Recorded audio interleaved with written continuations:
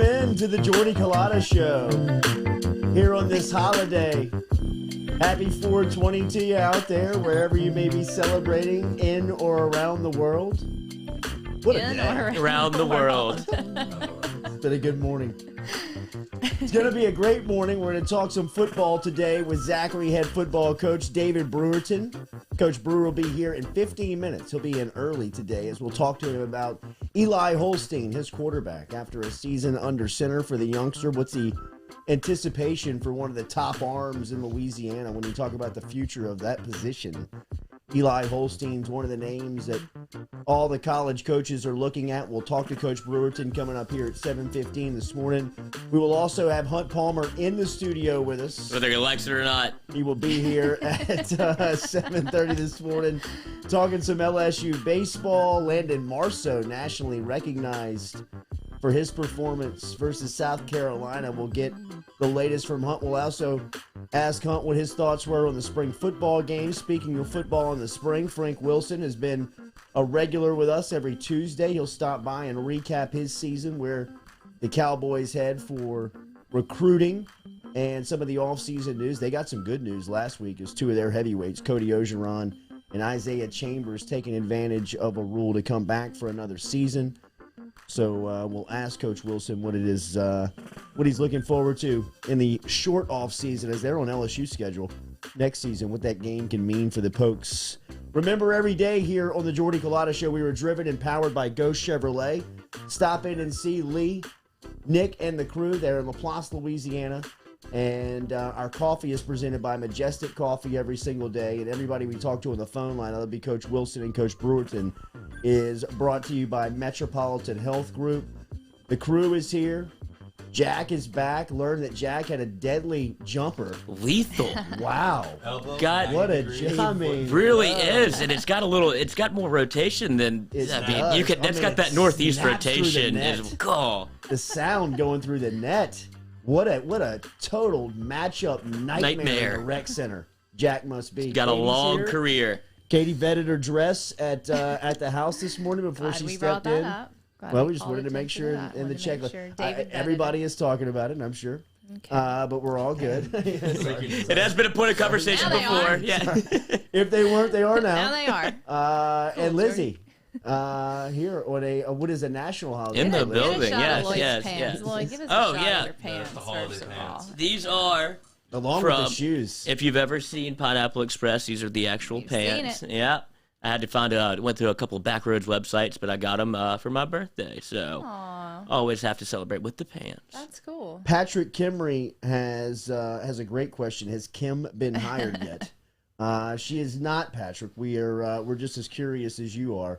But there are a lot of people in this city talking about Kim Mulkey in the LSU basketball program, the women's basketball program, as that job continues to be open. We'll see what Scott Woodward does there because, as we said last week, this will be a hire, the first hire that Woodward will truly be judged on. When you look at his reign at LSU, he stepped into a pretty good situation from the coaching standpoint. Now, things that are going on off the field, he's stepping into a time where there's a lot of cleanup needed. There's a lot of public relations that are needed. While he was not really the perpetrator or the man in leadership at the time when all that is being discussed and talked about nationally and possibly in the courts was under his reign. But he's got to answer a lot of questions during that time. Which, from a timing standpoint, obviously is not ideal. But from a coaching standpoint, he stepped into a situation where, Ed Ogeron was freshly hired and walked into a national championship season in 2019. Will Wade, again, a lot of the stuff that he was dealing with Wade was off the floor, but on the floor, he was producing at a rate that was as good as anybody in the SEC. We give the regular season record over the last 3 years. Nobody's won more games in the conference over the last 3 seasons than LSU basketball. And then when you look at, obviously, the baseball situation, Paul Mainieri, while there may be discussions this offseason, when Woodward took the job, Mainieri was pretty stable in where he was. I think that if you looked at, the big four, the big five. When you throw Beth Torina, I think that Beth Torina, for a while, from a consistent standpoint, has been probably the best coach on campus, just in consistency. We got to get her here. Yeah. She's electric. She is. She's great. And then when you talked about Nikki Fargas, I mean, obviously she was the one that kind of stood out. That if there was going to be a move, it was probably going to be with the women's basketball program. And now that it sits open, and by the way, the news that we were told last week of Mark Davis being in Baton Rouge at P.F. Chang's with Nikki Fargas. That's his favorite restaurant. It's unbelievable. All the money in the world, man, what's P.F. Chang's. Turned out to be pretty legit, because it looks like she's going to be the Las Vegas Aces head coach, which is owned by the Davises and the Oakland Raiders, or Las Vegas Raiders. Same ownership. That's the type of money you want, dude. Be able to dip your pen in a little. Let me own an NFL team. Let me own a WNBA team. Sure. Let me come down to Baton Rouge and P.F. Chang's it. Unbelievable. Go grab Nikki Fargas. Yeah. To eat here. Would you say that's a good hire for them? No. I know, but her resume is actually good if you discount the LSU. But then everything she did before she was aces. The more I thought about it, okay. The more I thought about it, as soon as it, I heard the news that was probably going to happen, I thought, man, that doesn't make a lot of sense. But then you take recruiting away from Fargas. You take away the responsibility of building the roster, right? Which was her downfall. Well, she actively didn't want to do it. She just didn't do it. And you put that into a professional atmosphere where you just got to coach the game and not really recruit. Talking a little bit to Joe Brady, Brady's never coming back to college. No. He's always going to be an elite level coach because of that specifically. He doesn't want to spend his time in airports and in back road towns trying to convince people to come play for him. He would rather somebody just tell him who the players are and coach those guys up every season. He's 100% like dark librarian, like in a dark room, give me a pen and a pad and don't bother me, and then I'll come back with something you've never seen before. Sean Payton. Yes, like I just want to work. Right? So maybe this does work out for Fargas, where you put her into a professional atmosphere where she's just got to coach the team. You don't have to worry about recruiting. You don't have to worry about all the ancillary parts of running a college basketball program. You just go be a basketball coach, and maybe it works out. I don't know if any contact has been made between LSU and Mulkey, and if that's been done yet. But yesterday, I think we brought up a point that I hope is being discussed within the boardrooms of LSU on the availability of Kim Mulkey, because I would probably believe that the financial commitment would be the biggest hurdle to jump from LSU's administration. Yeah. Everything that's going on, the money that's going out, how do you sell to the public a $5 million in salary on just your basketball programs and head coaches? Yeah, well, it's a great move for Scott Woodward to kind of let him know that was the old regime that was worried about money and spending and stuff like that, and for him to come in and be able to say, look, this is how I'm going to do it. Like the old AD was so concerned with how the athletic department spent too much money while our GPAs were too low. This is an opportunity for Woodward to be like, I'm the guy to change Baton Rouge and how we spend money here. And that's his reputation. Right. That is his reputation, kind of like, get me to the table and I will get the deal done. Well, how do you get the deal done? Sometimes I have to overpay. Dude, Taft has endless money. Yeah, they do, but there's a lot of red tape. There's a lot of stuff to take care of on Taft's list. I mean, the wish list on Taft's, they're fitting the bill right now on those buyouts for everything. I mean, at the end of the day, they're really the bank. Yeah. Yeah. I mean, they're the bank of LSU athletics, and we've got to get their new guy on at some point when he gets down here, because I would love to know how. Who is it? Did we determine that? It's a guy from Georgia, and I forget his name. Maybe we can find it out. I don't know. I was Googling it yesterday and couldn't find it. That's how Taft operates. It's probably not public knowledge yet. Okay. Someone knows. Yeah. Someone out there, tell us real quick. Call Rich Lipsy. Text him. Oh, yeah. Yeah. He knows. He knows. But I wonder how that position will change just in the approach because, obviously Rick Perry has been there for such a long time and has been so great at his job. I mean, that's a thankless, sleepless, that's a position that, you know what I mean? Like that is. I mean, it's our commissioner of the NFL. Yeah. Like, you don't get any credit for what you do, but you have no idea how hard they're working and how much the stress is put on their life. If you're in that position, you just want what's best for LSU. Like, that's the job that you strive to get to help LSU athletics. So he wants to do well. It's just thankless. Kim Mulkey to that position, to that president, would be a best friend. Would be somebody. Would be your ace. Yeah. would be your absolute ace that you could put out there and speak to big money, speak to rooms, speak to corporations, speak to boosters, speak to influential people, speak to people that you want to cut a check. And she knows the game. She knows what the end goal is. So whatever you're paying her from a salary standpoint, to me, it's mindless. And Woodward has the reputation of getting things done from a financial standpoint and maybe overpaying at times. To me, this one would make so much sense in the case of you get her on campus and she turns into one of your most dynamic fundraisers automatically.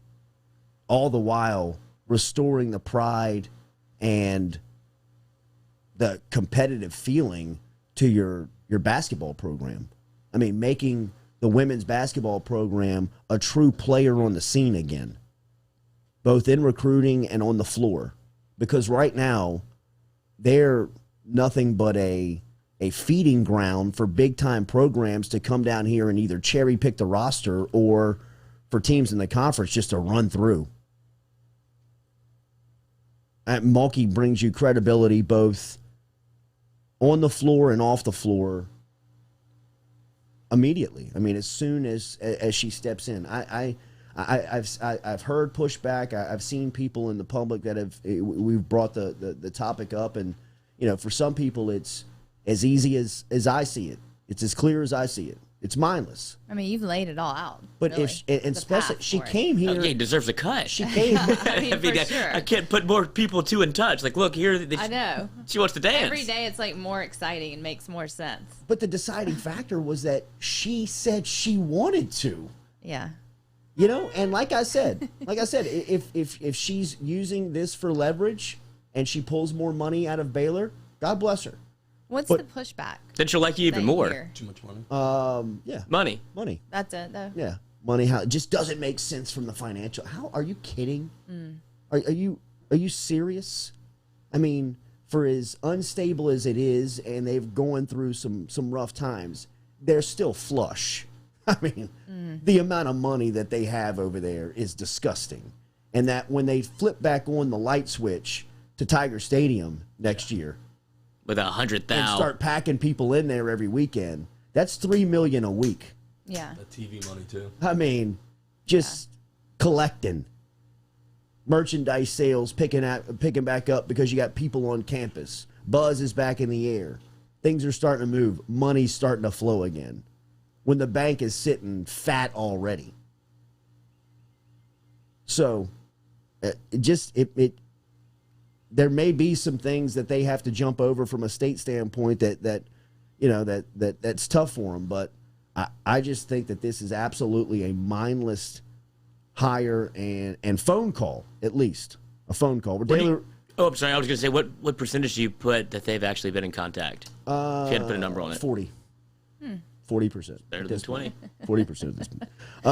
Relief Health, when those strawberries land, we'll see. The strawberries are landed today. We'll see. Relief Health is the best way and the only way to get your health care in 2021 in your home or on site. Download the app Relief Health from Apple or Google app stores. Your nurse can come to you for any testing or evaluation. I think you can speak to that firsthand. Experience with this yesterday. It was amazing. They came to the house? They were there within an hour. I texted them. They were there within an hour, came to the house, did the test.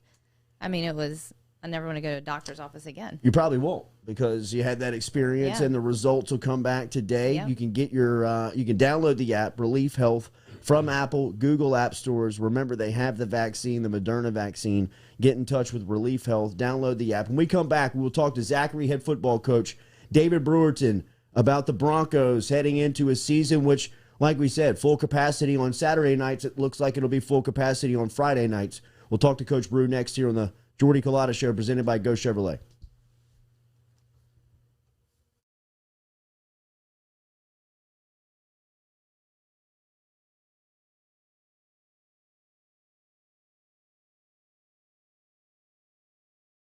Are you self-employed?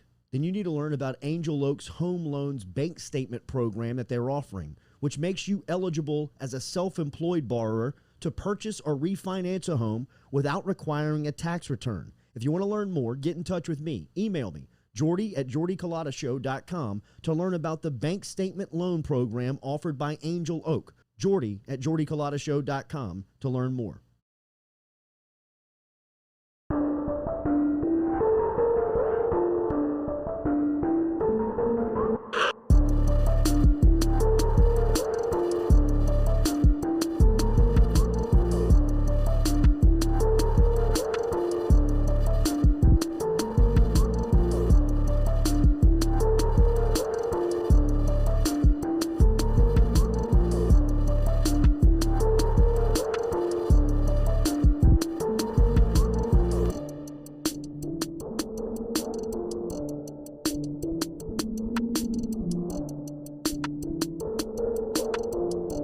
Back here to the Jordy Culotta Show. Hunt Palmer will be in studio talking LSU baseball. We'll get his thoughts from the LSU spring football game.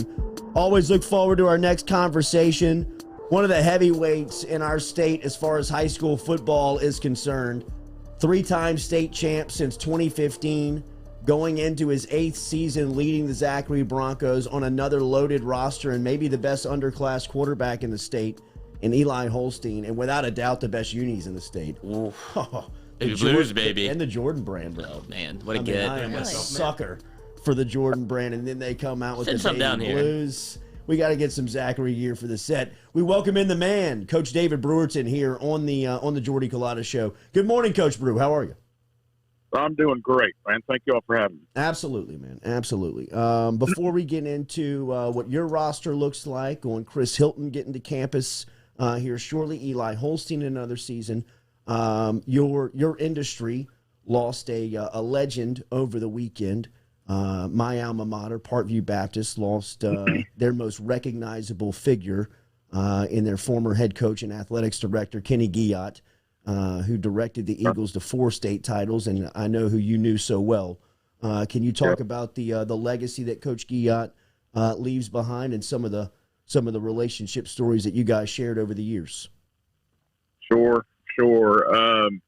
Without a doubt, we lost a legend, no doubt. And when I read about it that morning, just so many memories coming back of the rivalry and the competitor that he was, and just an honor to be able to coach against a guy like that, and the way that he ran his program. Since then, in the coaching profession, I've got an opportunity to interact with a lot of his former players that are coaches now, and just tremendous guys. And you can tell, they were raised the right way, but they also came through a program that was incredibly beneficial to them in the long run. And you hear about, tough, the things that describe him, a tough guy. Mm-hmm. Scruffy guy, but with a giant heart. His guys always knew he loved them, and just a guy that did everything the right way, and certainly had a huge impact on the coaching profession. Our head coach at the time when I was at Redemptress was Sid Edwards, and I'm a young coach, and all of us were at that time, and all we looked at that game, the Parkview game, it was a rivalry, so anything you could do to get a leg up on those guys is what we were trying to do. But Sid was always one that talked about enjoying the opportunity to compete against a man like that program. And he always had tons of respect for Coach Guillotte, and I did too. And just an awesome man, just incredible what he did over the years.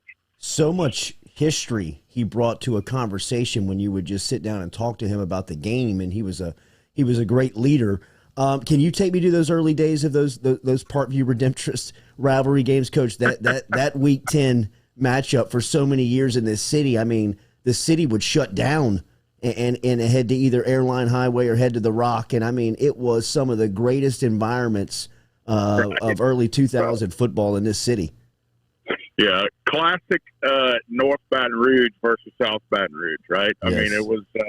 I can remember being, having a home game at Redemptress, and we would have pregame meal at whatever time it was, 2:30, 3 o'clock, and we would walk back through the stadium to get to the classrooms where we'd have some individual meetings and just some downtime. And I remember one of the years, I guess it was probably 2000, but when we came back out to walk back through the stadium at like 5 o'clock, it was packed. Mm-hmm. I mean, incredible. Just the rivalry that was there, but I think that the mutual respect that was never talked about there was just an awesome deal to be a part of, and sometimes when if we lost early in the playoffs, or maybe Parkview lost earlier in the playoffs, those head coaches would certainly travel to the other campus and just, ask about if they could just watch practice, and it was never a deal where, the rivalry was so nasty that you didn't want to help each other. It was like I said, it was a great respect between the two programs. And I can remember Coach Giat being on our campus watching us practice during the playoffs one time. Certainly, he didn't want to be in that situation. He wanted to be playing, but he wasn't too proud to try to see something different as well, but just I can just remember the intensity in his eyes before a game. I can remember. In the off season when we would see each other somewhere, and we would talk about the game, or we would talk about my family or his family. He was just a genuine person that truly cared about you when he asked you questions. And certainly, like I said earlier, a tremendous impact on a lot of people. Coach David Brewerton of the Zachary Broncos joining us here on the Jordy Culotta Show. LSU just wrapped up spring drills. It seems like that there is going to be a regular football season in the fall. From your seat, being one of the leaders of one of the dominant programs in our state, what's it feel like around your game and your sport right now? I think we're heading in the right direction. I really do. As long as we can continue to move that way, I'll continue to feel pretty good about it. I think we certainly. And in our culture and in our state, we definitely need to get there. I mean, it's normalcy in South Louisiana is football, right? And fans in the stands, and it just brings something to the table in the fall. And I certainly hope that's the way it pans out. I know we're definitely hoping for that. You may lose one of the biggest playmakers in the state when you talk about Chris Hilton and him coming to LSU. Eli Holstein, another year older, going into calling signals for you. What's the preview of the Broncos look like coming into spring and into the summer? Right. I can tell you, we return a lot of guys off of our defense. I'm really excited about that, and our defense is going to have to carry us early on. Yes, we return the quarterback. But we do lose some guys up front. We do lose a massive, playmaker in the Hilton kid out there on the end, and Kenson Tate, another all-district receiver for us. So, it's going to take our offense a little bit of time to get where it needs to be. But thankfully, our defense returns a lot of guys, and I hope we're ready to roll. It's a massive pre-district schedule we have lined up, and we're really, really excited about it. Hey, Coach, it's Katie. What are the expectations around Eli heading into next season? Yeah, I think the expectations around him heavily sway towards watching this become, I don't want to say his football team, but you know what I mean? Yeah. You return a starting quarterback, you want to see him begin to take serious ownership of it, and he did a great job with that as a sophomore, just kind of letting everything come to him, and graduating some great seniors off this class, so off this last year's team. So now kind of making that transition. He's doing a great job right now of spending a lot of interaction time with his receiving core, and those guys are hanging out a lot and building those bonds that need to be built in order to have success in the fall. And Eli is a great leader, and we're certainly excited about watching him as a junior, no doubt. Coach, the picture of Chris Hilton at the state track meet, he looked like he evolved from, I don't know, he kind of had a reputation of a track guy playing football. In that picture, Right. to me, he looked like a football player running track. What was his evolution like from you? Yeah. I mean, he had the huge play when he was a sophomore that brought him the spotlight. He's been winning the state title in high jump since it feels like he's been in 7th grade. What's kind of the evolution been like for him? Well, I've been watching him run for 9 years of his life, and I asked the question one day. Listen, I understand he's a great jumper and everything, but why is he not participating in any of these sprints? I mean, nobody can run with it. Man. What are we doing? And I think that that was kind of the evolution process, like you're talking about. I think it got. He was just doing the high jump on the side. It's something that he enjoyed doing, and then all of a sudden, kind of, I'll give it to Coach Carrier. He did a great job of easing him into that sport and giving him the opportunities that he needed, and then the next thing you know, he's starting to win a bunch of races, and he could always fly, and I think what track has done for Chris is. There's such a finite deal with track, right? There's a winner and there's a loser. And it's the guy is right next to you, and you're either going to beat him or he's going to beat you. It's not 11 guys and something happens on the football field where somebody could have done something better or whatever. It's one-on-one right there. So I think that level of competition for him has been great. Just getting to see him do some different things and enjoy himself out there competing has been great for him. And it's certainly from a psychological standpoint, I think it's actually taken him to another level with his athletic ability. You've had college coaches from all over the country come down to your campus over the past couple of seasons. That's changed just with the dynamics of recruiting. How do you expect that to last? And what is how much has that changed? How much has recruiting changed from a head coach's point of view? It's been really, really weird, for lack of a better word to use.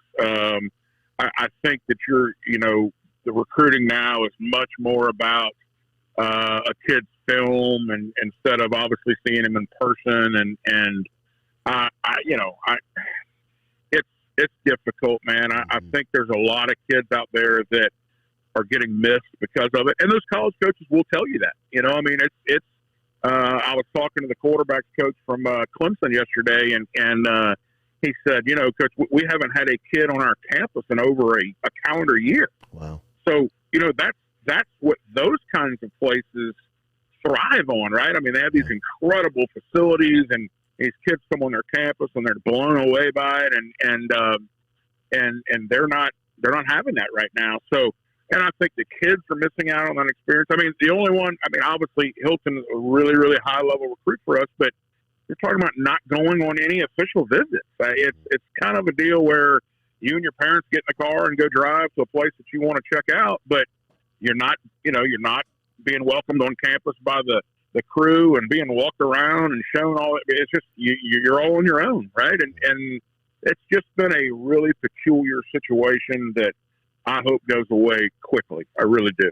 3 state titles in 7 seasons. He's heading into year 8, and it sounds like they'll be formidable again. Zachary High School, best uniforms in the state. You can find them on Twitter @_ZHS Football. Coach David Brewerton, one of the great guys to do it in our in the industry. I appreciate you remembering Coach Culotta this morning, and it's always great to hear from you, Coach. Absolutely. Congrats on the new gig, man. You're doing a great job with it. Thank you, Coach Brew. Talk to you soon, man. All right, man. All right, see you. Bye-bye. There was Coach David Brewerton checking in this morning from North Baton Rouge up in Zachary as He's a nice guy. the Broncos. Yes, you talk about that redemptorist staff that he was talking about from the early days, and you can correlate the LSU 2003 Saban staff with the way that those guys. Oh, the coaching tree is that expansive? Really? So Sid Edwards, that's Cody's dad, is one of the best states, one of the best coaches in our state. Won state titles with both basketball and football at Redemptorist when he was leading them, and now over at Central. He had Neil Weiner was on that staff, and I don't know what their titles were, but this was all on one staff. Neil Weiner's now the head coach at Dunham.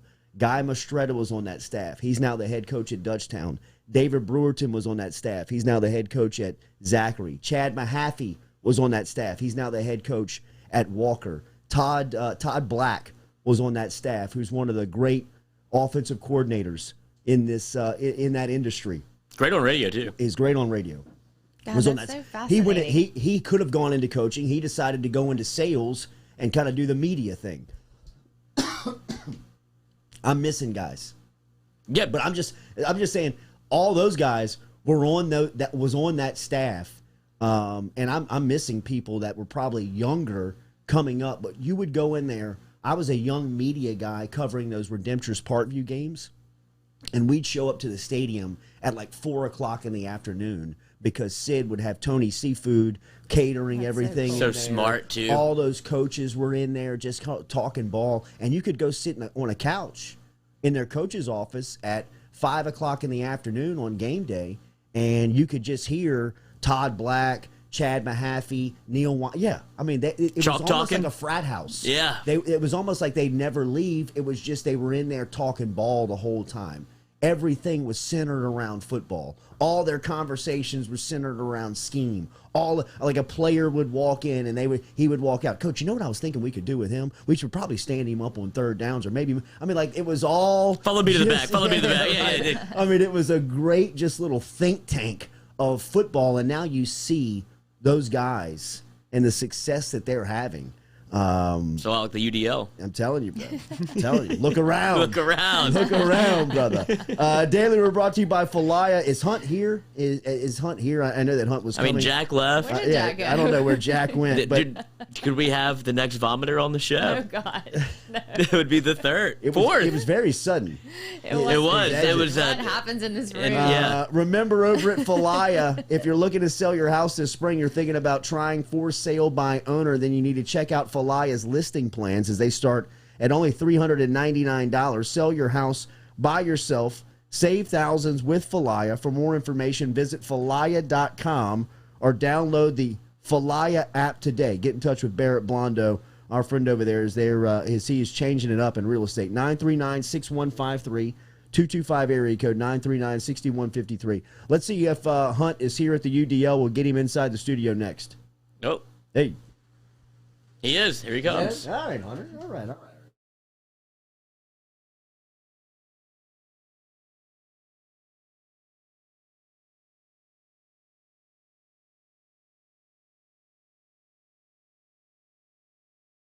Gearing up for spring and summer down here in South Louisiana, and you want to keep your lawn maintained during these sunny seasons, get in touch with our friend Blake Abear over at Abear's Lawn Maintenance, where he says, you grow it, I mow it. 225-485-8022.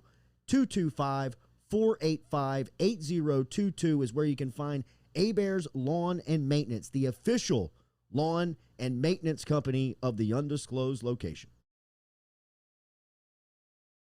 Go Chevrolet is proud to announce Go Express Auto Sales, the new used car lot located in the capital city of Baton Rouge, Louisiana, at 11522 Florida Boulevard. Go Express Auto Sales is online at goexpressautosales.com, or you can search them on Facebook and social media at Go Express Auto Sales, the newest addition to the family of Go Chevrolet. Remember, Go Chevrolet is located down in LaPlace, Louisiana, but now welcoming aboard Go Express, the new used car lot located in Baton Rouge, Louisiana at 11522 Florida Boulevard.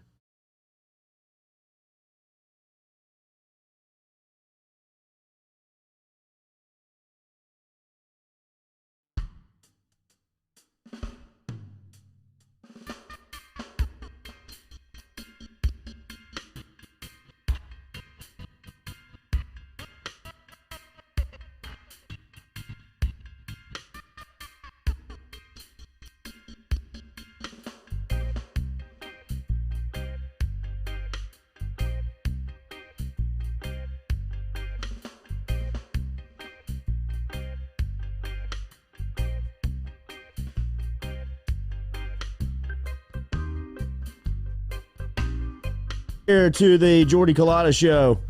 Here live from the UDL, brought to you by Go Chevrolet. Hunt Palmer inside the studio, back with us. Good to see you, bro. Great to be here. Yes. Before we get to LSU baseball, oh joy, start with the. I guess we could start there, but let's start with the spring game. What was your takeaway? Nobody got hurt. Yeah, that's good. It's the quarterbacks got out there. I liked what I saw from the defensive backs making plays on the ball. Obviously, Kirkland and Bootsy had big days. It's practice. Like, there's nothing I saw that made me go, "Oh wow," or "Oh no." It's just a bunch of they got what looks like a pretty good team to me. Yeah. What'd you see at the quarterback spot? I thought that obviously Nussmeier looked like a freshman, kind of running around, made a couple poor decisions, but he's got a good arm and he's a good athlete. I thought Finley was okay. I thought Brennan and Max looked like the best two, which I would expect, and I still lean Max as the guy that I think will be the starter. I know you've made that pretty clear here, but I've thought that since I watched him against Florida and Ole Miss. I just said that's – and I've said this too. If Miles is the quarterback for the first game, I'll feel pretty good about that. I think he'll do a very good job. He was great after the first half of the Mississippi State game last year. He was great, and then he got hurt, and I think he can do a really good job. But if you were asking me who I would put out there, I would put Max out there. How concerning is the offensive line in spring? I have some concern, but not. I mean, these guys were not terrible last year. They had their ups and downs, but they're capable. And I think there was no threat of the running game on Saturday. They just weren't trying to run it really. So I think the guys were just like, okay, we're just coming straight up the field, and that makes things a little bit more difficult. But those five guys I feel fairly good about. I think there's a little bit of depth behind them. It's not going to be a dominating unit, not going to be one of the best I've ever had, but I think that it can be good enough if the quarterbacks are decisive and the offense is well designed and they've got plenty of playmakers. Did you see anything from the coordinators that made you say that looks different? No, I mean, they had a lot of empty stuff that they wanted to get back to that you figure they would, but they're not gonna show much. I think the defense was pretty much in man free the entire game and a lot of one-on-one press, and it's practice. It is what it is. Yeah, when you're not allowed to blitz, it's hard to really get a read on anything. It's like a 4-man rush, and you got your offensive lineman. You kind of pick and choose from there. Yeah, Hunt Palmer joining us inside of the undisclosed location here, talking a little bit about LSU this spring from a football aspect. How about real quick on the basketball front? What'd you think of the news of adding a couple of guys in the transfer portal, including Xavier Pinson from Missouri, and losing a couple of guys like Andre Hyatt and Jalen Cook? Not shocking. I was pretty adamant on my podcast. We were winding down. I'm going, look, the guys that finish the season in purple and gold that have eligibility left, they're not all coming back. That is not how this sport works anymore. Once you turn the page to the next season, it is free agency. And clearly they made an attempt to go get some scoring with Pinson. They feel like they've got some guys who bring defensive capability to the table. I mean, all the guys that are coming back that you figure still be back is Gaines, LeBlanc, Mwani, Josh Gray, Sharif. All those guys, if you had to take one side of the floor for them, you would take defense. They need to get some guys that can score. Pinson can score, and they're not done trying to add guys that can score both on the block and at the guard spot. So, I think if I could trust him to do one thing, it's to manage the roster and put together a cohesive group that can go out there and play. He stripped it down to the studs his first year and found anybody he could find to come in and help, and then he's done a great job recruiting, and he's used high school, transfer portal, and junior college to help. And I think that I'll trust him to do that over the next couple of weeks too. I agree with you. I think that he definitely deserves the credit in that area. Do you expect the staff to stay the same? I don't know about that. I could answer that. I think there were some rumblings that maybe, they needed to shake things up. I don't know enough about who does what in the film room to get here and sit here and critique how things go. I try to talk about things that I feel comfortable about forming an opinion on. What basketball assistants are doing in the film room or on the practice floor, I can't help you much with. One thing that you are obviously comfortable in speaking about is the LSU baseball program, because you tabbed this thing a couple of weeks back and have been dead on accurate as everybody was ready to book tickets to Omaha and getting hotel rooms after seeing the non-conference and seeing LSU lead the country in home runs. You were telling everybody to pump the brakes and slow down. And here they are struggling in conference play mightily after South Carolina comes into town, takes 2 of 3. They're back at it tonight, but then a trip to Oxford this weekend after Ole Miss loses an emotional series and LSU is kind of spinning. Where are the Tigers at right now from your point of view? Life support. I mean, the beauty of the sport, and I love it so much, is that a couple bad weeks doesn't derail everything. But they've now dug themselves such a massive hole in this league. There just aren't enough times to come up for air to get enough wins. I just don't see how they're going to do it.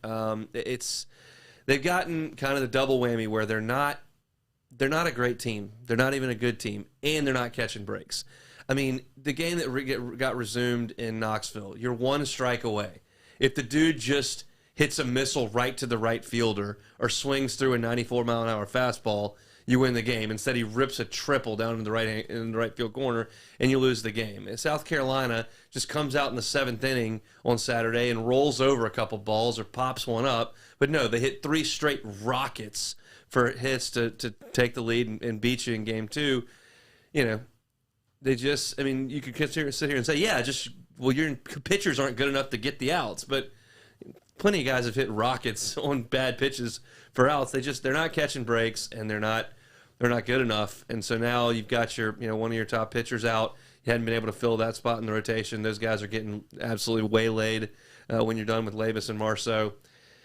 It's just very difficult to find an avenue for them to get to 13 or 14 SEC wins when you're sitting there 4-11 and you're playing 2 of the top 5 or 6 teams in the country the next 2 weeks. Is the conference that much better? Because I look around, I see Landon Marceau's the national pitcher of the week. I see guys that are on the roster that have talent. When I didn't watch every pitch of the Ole Miss Mississippi State series. I've seen Mississippi State up close. I've seen Vanderbilt up close, and obviously LSU's not there. But are they that far behind everybody in the league? I mean, are they that far behind South Carolina? They're that far behind in the pitching staff. They just LSU's bullpen that they bring in doesn't look like Mississippi State's or Vanderbilt's or even the South Carolina guys they brought in that were all throwing 94 miles an hour. Fontenot hasn't been dominant. He's surrendered his hits. And then who's your next guy? Floyd, who doesn't really throw a breaking ball at this point? I mean, your older guys, Hilliard, Vittmeyer, like, are they don't fit into those categories. I mean, Vanderbilt and Mississippi State are bringing pros in out of the bullpen. You're bringing in nice college arms. And Paul Maneri said, I just don't know where they find these guys. He said that last week. Is that a problem? Well, yes. Yeah, it's a problem not having them. I mean, it's and you find them 2 ways. Sometimes you recruit a guy that throws 91, 93 miles an hour, and that's what he throws when he gets here. Sometimes you find a kid that's throwing 88 when he's a junior in high school, and you get him committed, and all of a sudden he's throwing 97 because his arm's loose and he gets a little bit stronger and physically mature. But there's some development, there's some talent identification. LSU got every resource to go get those guys, and they need to have more of them than they do. That is college baseball. It's not an outlier anymore. That the guys throw 95. Like, guys throw 95. It just is what it is. So they just, offensively, they're getting absolutely nothing from the catcher spot on offense. They're musical chairs at second base. Gio going out. I mean, with center's been in limbo. It's just... It's a disaster, kind of. Well, Cruz and Morgan and Dugas have been great, and Doty's been pretty good for the year. Beloso's now coming out of it a little bit, which is good, but it's just not enough. Look where they are. I could try to put lipstick on it. Fact of the matter is, you're 4-11. Mm-hmm. How good is Ole Miss? I mean, series, watching that series as much as I did was warm my heart. Just a full stadium. Yes. People fired up, That did look great. Did you see that Twitter awesome. video that they put out? Like the little of just the I don't know if it's a game-winning hit or whatever, but it had the whole crowd reaction, had everything. You're just like, God, this looks so great, and can't wait to be a part of it. Yeah, I mean, Ole Miss has got Gunnar Hoagland going in game 1, who was a first-round pick out of high school and will be a first-round pick again. And then they got the National Pitcher of the Week, Doug Casey, coming back, who didn't allow anybody from Ole Miss to pass first. Didn't allow anybody from State to pass first base over the weekend and pitched a complete game shutout. So Yeah, they're really good. Bio's got them playing real well. Obviously, they didn't get it done in Starkville over the weekend, but they've got 2 huge bullets to start. And LSU has shown a little bit of fight in game ones the last 2 weeks, getting wins, scoring some runs against ace type pitchers. But this is back to the level of Leiter and Rocker, this weekend. So buckle up. The images that you talk about that came out over the weekend over at Duty Noble, I thought were fantastic. One thing that stood out was that ballpark, because I haven't been to the new one. It looks and feels very major league. It feels very new age with just the way that the seating arrangement, but it also has that feel of SEC home field advantage with the fans in the left field bleachers and all that stuff. Is Alex Box, is it time for an upgrade already? Well, to speak to Duty Noble, it's modern and it's got all the amenities, but I would disagree that it feels major league. It feels like college baseball, where you're right. College You are baseball right. is supposed You are to right. feel You're like. right. You're right. That's it. I love the 2 ballparks in Mississippi. The Dude and Swayze. I've been to multiple series of both. It's awesome environment, and it was great last weekend. The box is a little bit sterile. It still has great amenities for the players. If you go under there with the team room and all the video facilities they have, the practice facility down there is great. They've got lockers for the professional guys who come back before spring training. In terms of functionality for the players day to day, it's great. But a bunch of metal bleachers instead of a berm with the student section that is real fun, and it doesn't really have all that. Now look, come Super Regional time, the box is great. I mean, it's packed, it's intimidating, it's awesome, and the energy is still there. But is it a great college feel to a stadium? I would prefer the 2 in Mississippi to it. What now for LSU baseball? Where are they? How do they get out of this? And how far off are they from being what people expect out of the 3 letters? You're never that far off.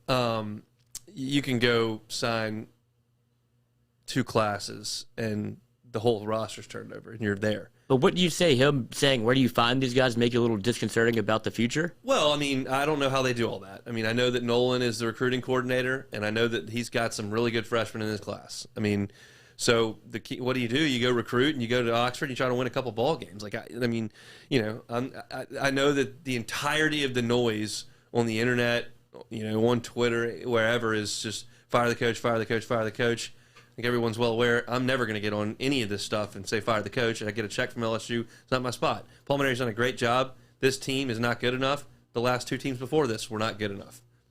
That's the reality of the situation. So my kind of what I've been saying is everyone judges LSU baseball by how the season finishes.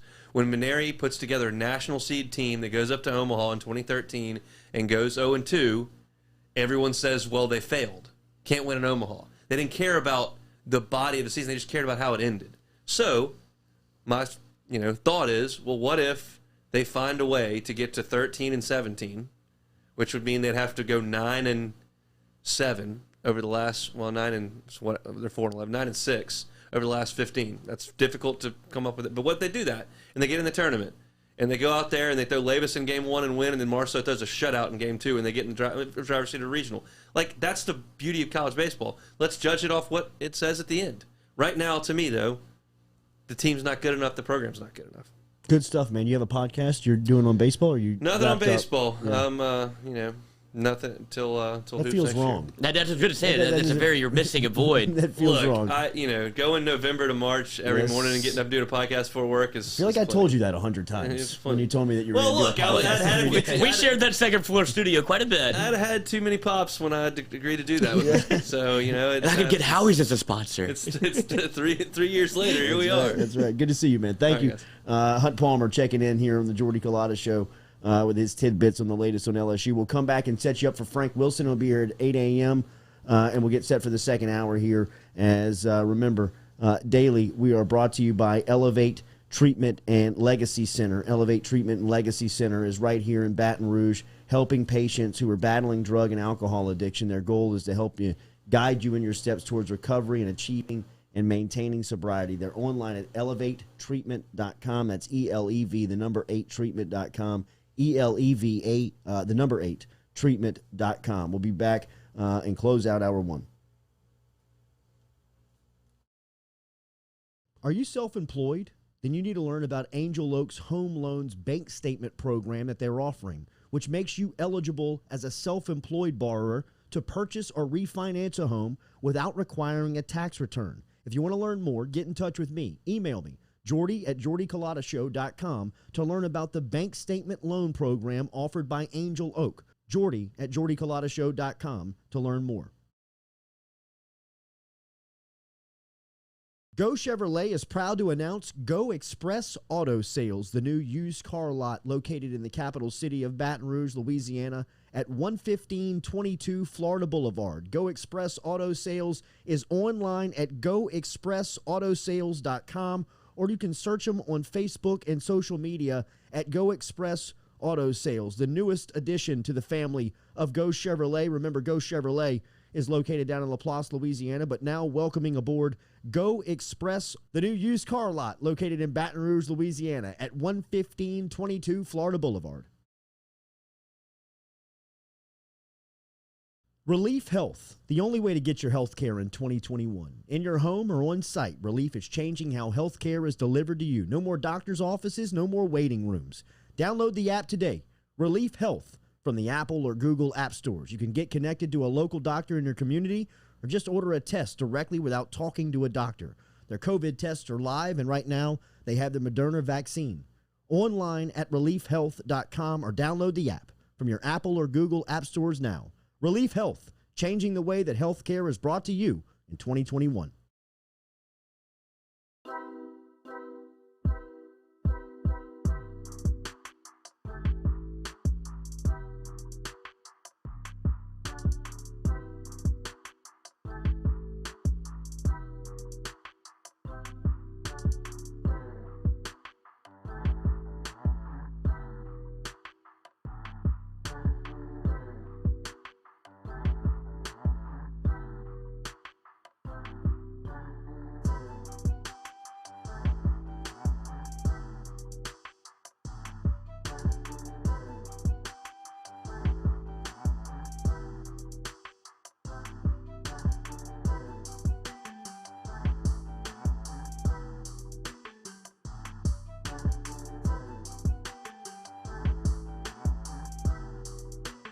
He was...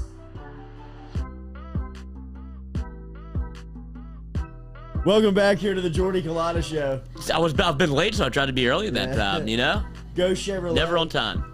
But we were talking about the comment that Paul Maneri made on recruiting, on where do you find these guys? I mean, it takes some audacity to make that, that comment. I mean, it's an admission of defeat, dude. No, seriously. What better facilities are there? What better recruiting pitch is there? Think of the legacy. You look in right field, all those national right field, all those national championships, facilities, players that have played there.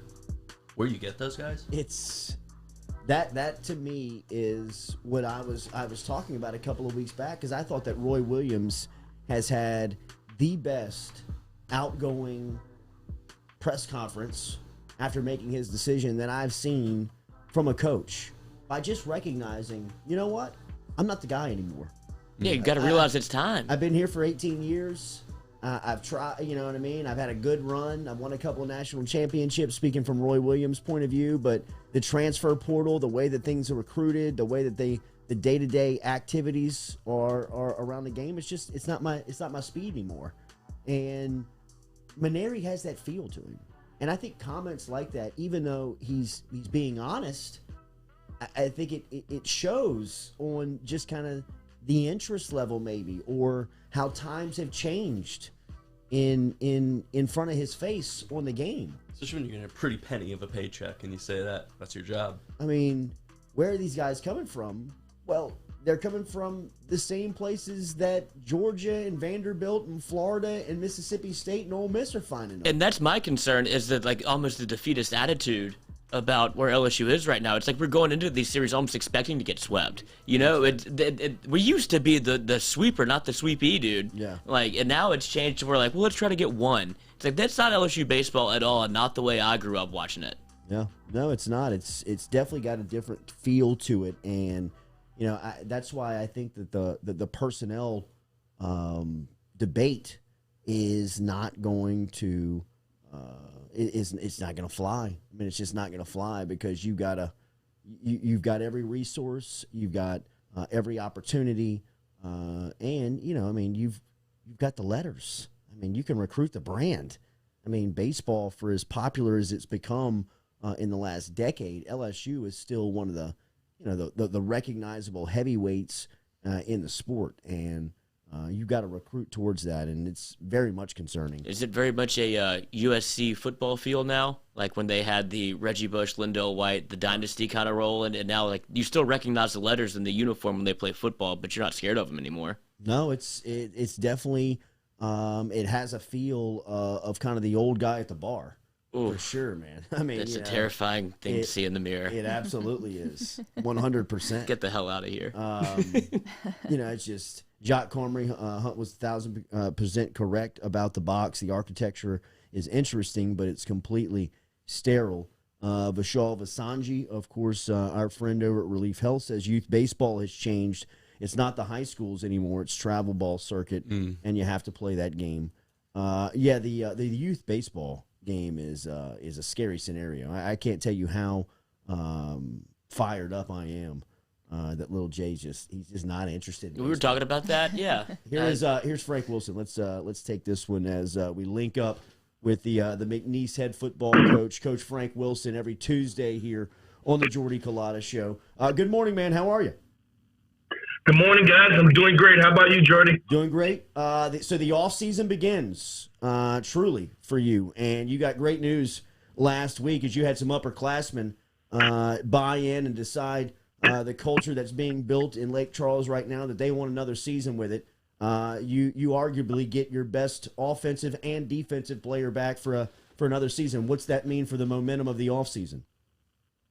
Tremendous news for us to be able to attain. And those are the ones that we're excited about. College football, the landscape of it, and what is now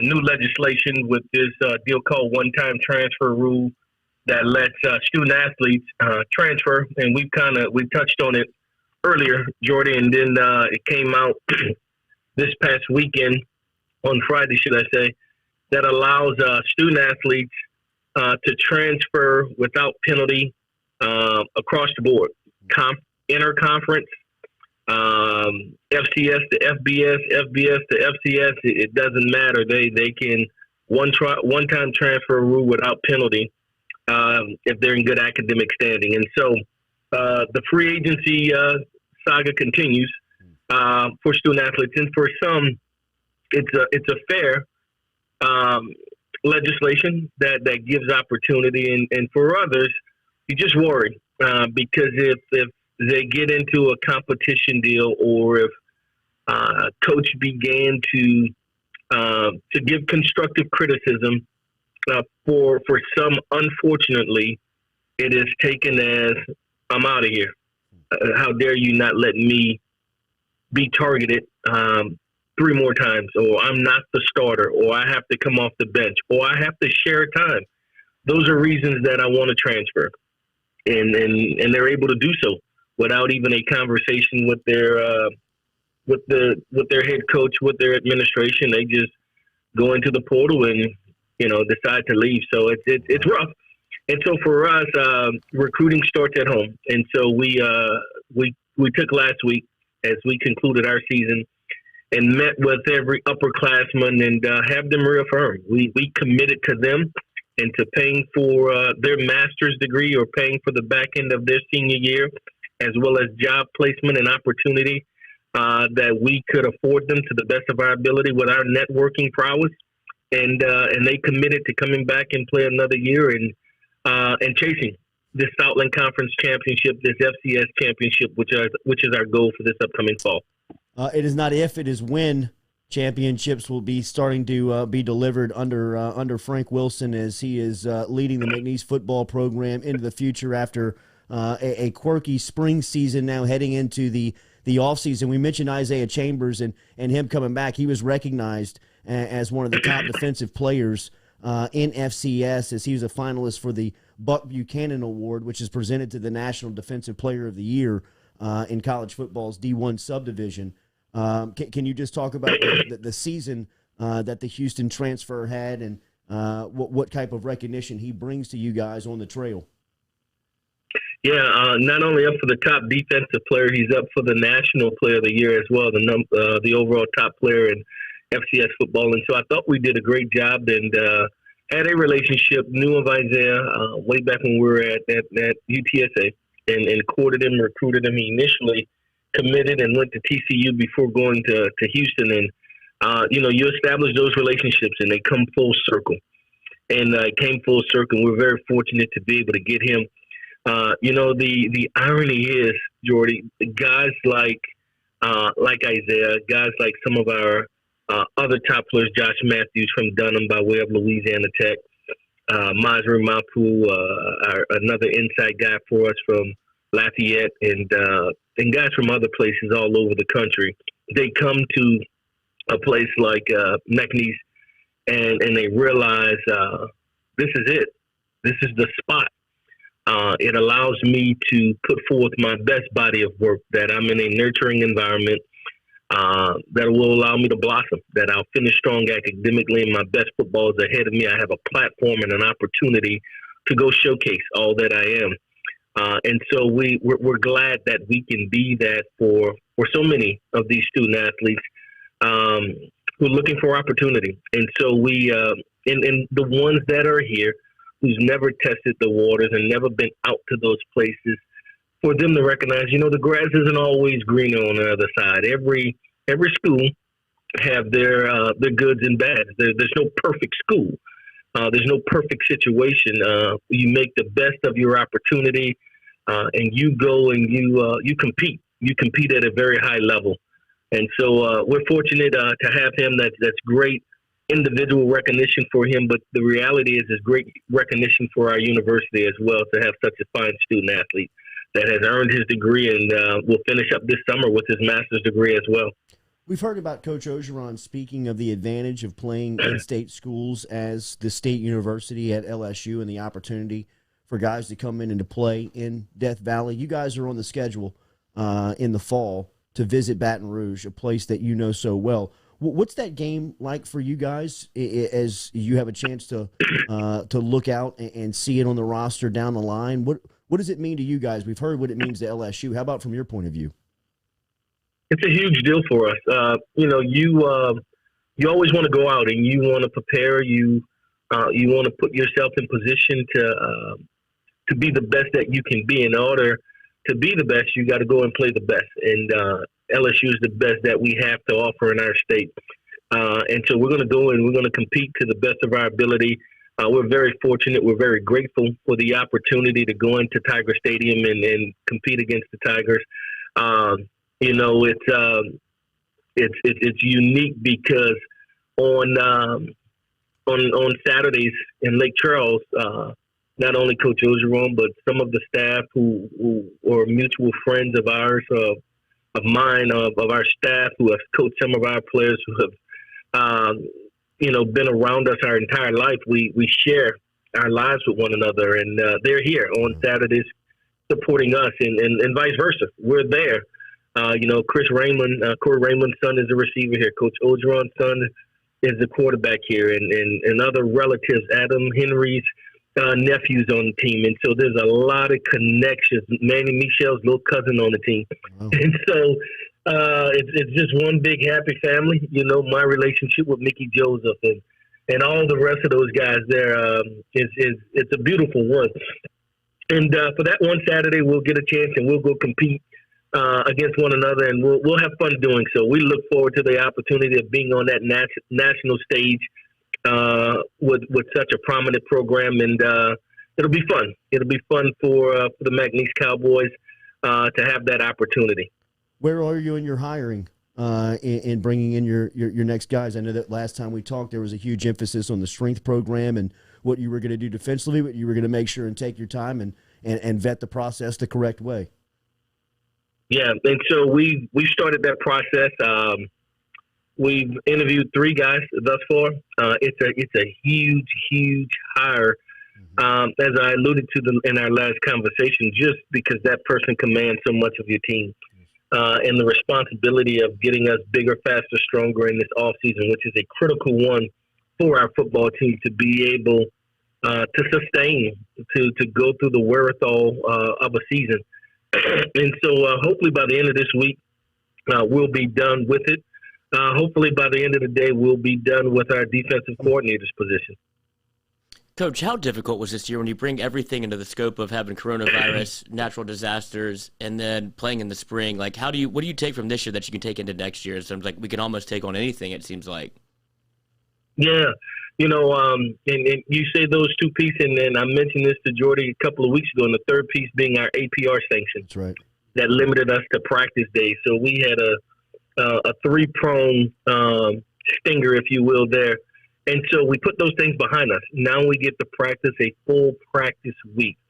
Now we get to have the stability of a fundamental thing of living quarters, of a cap, a training table, to be able to feed and house our student athletes because of the destruction that both those hurricanes had done to us. And then on top of that, we were able to train on a routine basis because COVID is no longer here, and we don't have to have, in our case, rotate 12 players at a time, because that's all we could accommodate in the weight room because of restrictions of spacing and distancing and all of those things. And so a lot we had to overcome this past fall that I think has prepared us and equipped us that we don't even flinch. Whatever it is, just, hey, all right, we'll get over it, and we'll move. We'll move beyond it, and we'll be better because of it. So a relief, to be quite honest, to put it all behind us and to be able to move forward. And what you would hope to be a normal, if you will, traditional year. For us, game day will still be a little different because the lighting and infrastructure and a new press box and the suites, and so we'll get a facelift. It won't be ready in the next 6 months as we get ready to go in September. The man, Frank Wilson. Coach, we can't thank you enough for the access that you gave our show into your program throughout this spring season, which I know that you were dealing with so much. So for you to find the time to allow us a conversation weekly, we appreciate greatly. And we look forward to many more conversations in the future. But thank you very much again for joining us. Thank you for having me. I appreciate you so much, Jordy. Yes, sir. There's Frank Wilson checking in from the city, Lake Charles, this morning as he gets in and talks about some of the adversity. He's as good as they make him. 12 people in the weight room. Can you imagine? Unreal. Dude? How do you do that? It's unbelievable. I mean, you've seen some of the pictures of their football stadium underwater. Yeah. I mean, like the what do you mean things from the hurricane that came through. I mean, the natural disaster. I mean, it ripped that town apart. And Dude, you wouldn't want anybody else at the helm, to be honest. No. Like, that's the guy is absolutely Listen built. to his Great energy. guy. Yeah, I feel like I was getting recruited halfway through that thing. Well, He's he always is. like Yeah. that. He is. I mean, he is the best recruiter in college football when that's his task. Yeah. You know, I mean, when you put a primary dominant recruiter, now don't let me discount his on the field teaching. He's a great football coach. That's how you get to this spot, though. But what he's known for is his ability to build relationships and recruit. And when you talk to him, he always is. Mm-hmm. He is always recruiting. I mean, from like the invite for us a couple of weeks ago to get down to Lake Charles, you know, I mean, that's the energy that he brings into the locker room where you're like, yeah, all right, I'll be there. You know what I mean? Like, it's just it's so hard to say no to. Like, we got contagious. swept up. contagious. It is. How about that thing, paying for grad school and doing the 5th year? That's amazing. You know, mom and dad, how do you Yes. say no to that? Yeah, That's exactly. amazing. And that travels for 4 years to other 100%. kids coming up down the pipeline. Yeah. Like, you know what they did for these kids that were here when they were seniors? And look, Parker Ogeron, who's Cody's twin brother, is on LSU staff. I'm not necessarily sure if Cody has it, in his blood. I would guess he does, just because of where he's coming from. If he wants to be a coach, I mean, Frank Wilson keeps him on staff, and he shares that message to future recruits of, hey, I wanted to do this and I wanted to continue to play. Coach Wilson found a way for me to stay on staff. Now I'm here. And, I mean, now that's just becoming a trickle-down effect of you're touching people, 5-6 years down the line on recruiting. And, Frank Wilson he's the best. I mean, I remember we were close to him when he was recruiting Leonard Fournette. And Fournette's recruitment was as wild as you think it is. You know what I mean? As wild as anything can be. I mean, as wild and crazy as any recruitment's probably ever been in this state. He was the number one player in America.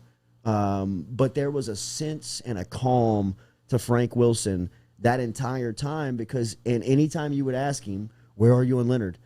We've done the work. We put the time. We're putting the time. The relationship is built. We're in with the right people. If we miss, they're cheating. You know what I mean? Like we did this thing right. We did this thing right from the start. They were the first one to offer Leonard when he was a freshman at St. Aug.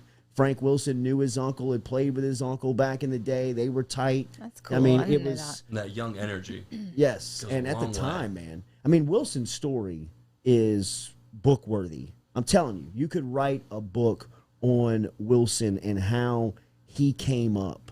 He was a high school football coach at O'Perry Walker with Craig Buster Davis, who was on LSU's 2003 national championship team as a youngster, but ended up being a first-round pick with Dwayne Bowe, LaRon Landry, Jamarcus Russell. He went to the Chargers. No, that's great. Yeah, Craig that's who Davis went drafted to the him. Chargers.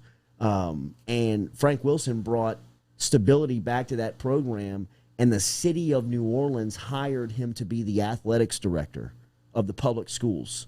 So he oversaw all of the public schools from an athletic standpoint, and he was able to build relationships with not only college coaches that were coming into all these high school to recruit these kids, but influential businessmen from around the area that he was going around to and fundraising and meeting people in the state.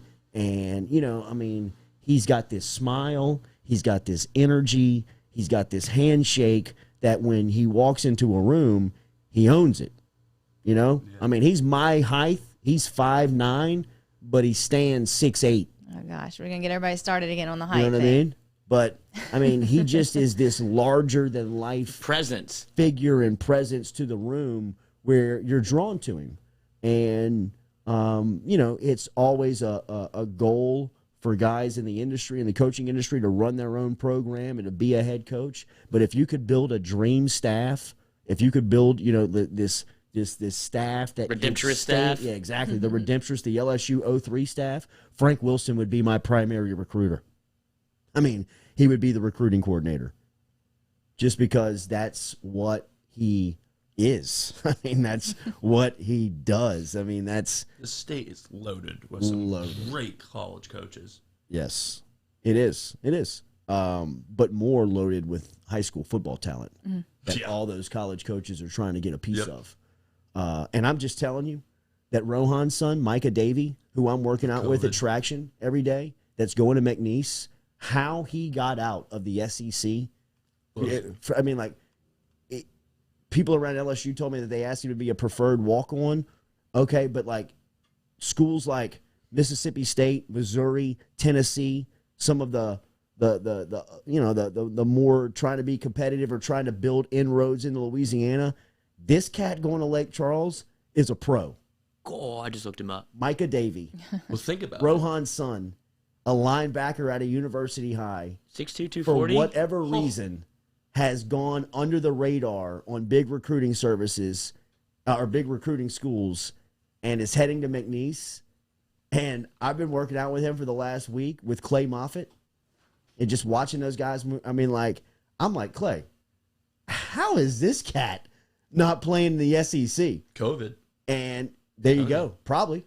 That's Couldn't go on probably visits, right. Couldn't go to the schools. You heard David Brewerton. You heard college coaches. There's a lot of guys that have gone unrecognized and that have been missed. Yeah, not everybody has the resources that like a Catholic has, where they put together essentially a pro day for their kids. So it's easy for people to slip under the radar. I wonder how that'll change this season with this one-time transfer rule. How much people are watching smaller schools or schools that may get guys that they were once looking at and say, hold up, you not pick up the phone and say, "Hey, Micah, sorry we missed you, bro, but you can transfer You in." can always apologize. Yes, Yeah, I mean, there's no pride here at this Pay him in point. gear. Yes. but he's going to play for Wilson. For 1 year. You know what I mean? Like Frank is getting those guys, and he'll always be in on those guys. So we'll see, man. We'll see. But Frank Wilson is absolutely the right guy for the job. If I had a son that was recruitable, I would love for him to play for Frank Wilson, just because of you. I mean, you hear it every single day. I mean, just how much he cares. He cares about what he's doing. Daily, we're brought to you by RMB Builders. Rhett Bourgeois and the crew, RMB Builders, RMB-Builders.com is where they are online, 9217062. Going to be featured in the Parade of Homes. He is going to be in the Parade of Homes. He got in last minute. Talked to him about it yesterday. What is that? Good for Rhett. What's the Parade of Homes? It's like contractors and designers get to show off like their work, and you buy a ticket. It's and like it a Met fundraises. Gala. It is. Is it of your homes. house? No, it is not. It's a house he built. Is it going to be the My one? house is not for sale. These are homes you can buy. Oh, okay. Got it. Basically built your house from the inside out. I thought that he was able to show off homes and construction that he had done through the year. No, I don't think Open that's house part of it. on a sold house. Went in here and totally gutted the place. Look at this. He did. But he can do that. RMB can. Builders, 9217062, RMB-Builders.com. Get in touch with Rhett and the crew at Rhett Bourgeois, RMB Builders, RMB-Builders.com. All right, today is 420, which gets us talking about some of the best stoner athletes. I mean, of all everybody time. should have the first overall pick, right? If we could all pick one at the same time. Ricky Williams? That's Ricky Williams. fine. Yeah, I mean, yeah. No, I'm going Josh Gordon.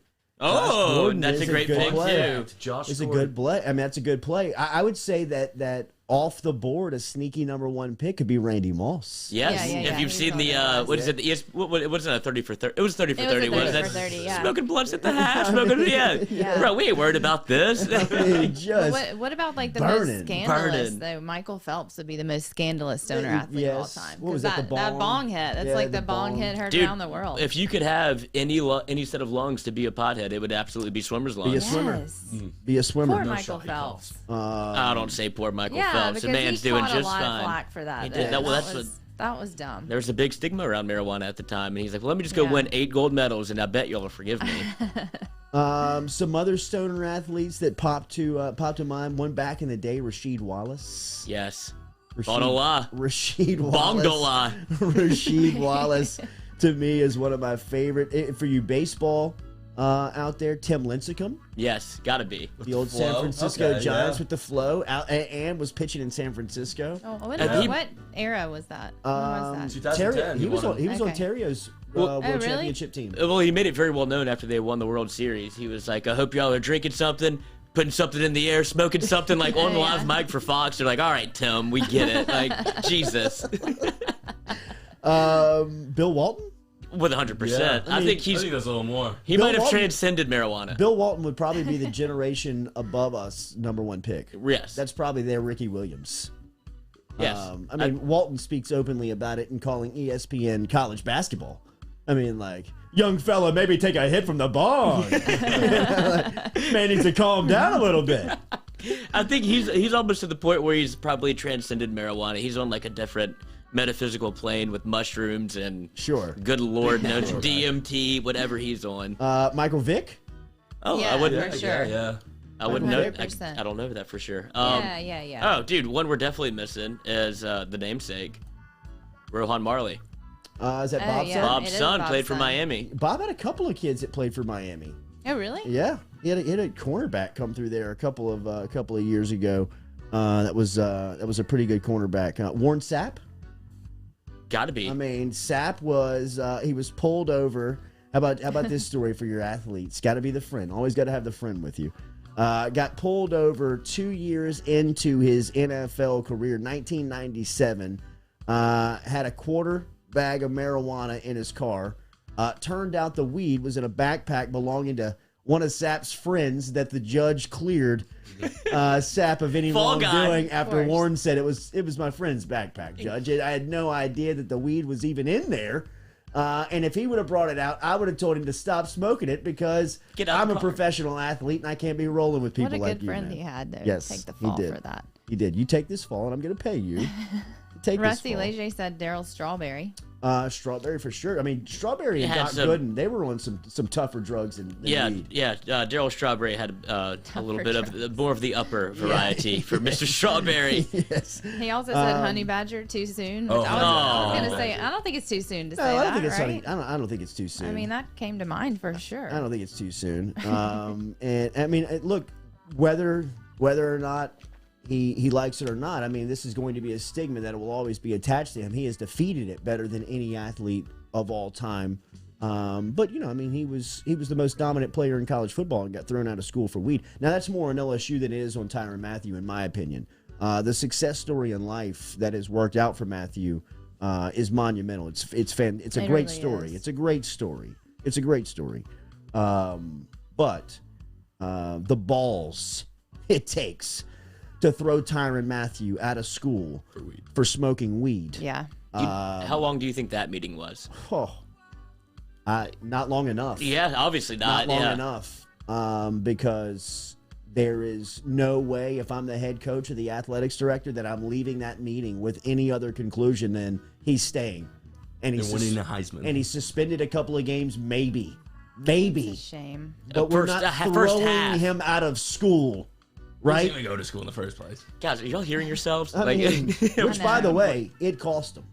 yeah. The screen route to T.J. Yeldon in 2012 was defended by Jalen Mills, who had to be expedited to the field because he was the only one athletic enough that they thought could play the Tyrann Mathieu. I mean, remember names like Micah Eugene and people that they were just throwing up against the wall that he's going to be the next Badger. No, he's not.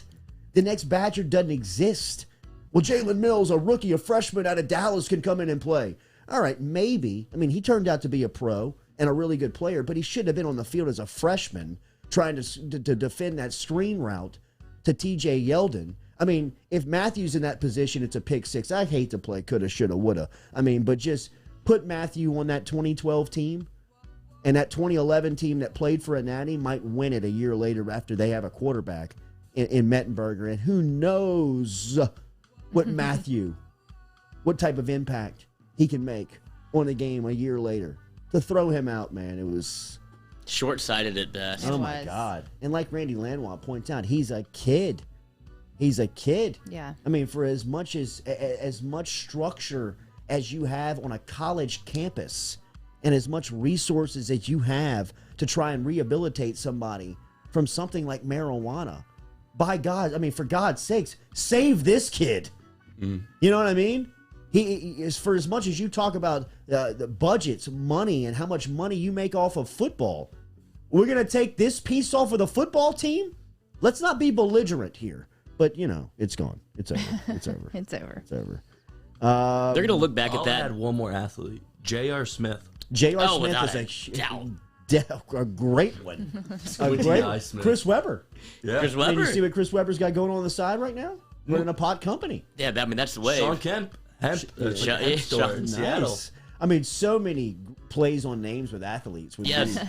We almost have to throw late edition Paul Pierce in there after his little fiasco on IG. Yeah. It seemed- Yeah. What you call fiasco, he calls life play. He calls Friday night, brother. Yes, indeed. That's the truth. What baby. fiasco are you talking about? get Robert invited. Parrish, former Louisiana native, the Chief, Oh, maybe that's why. with Big Chiefer.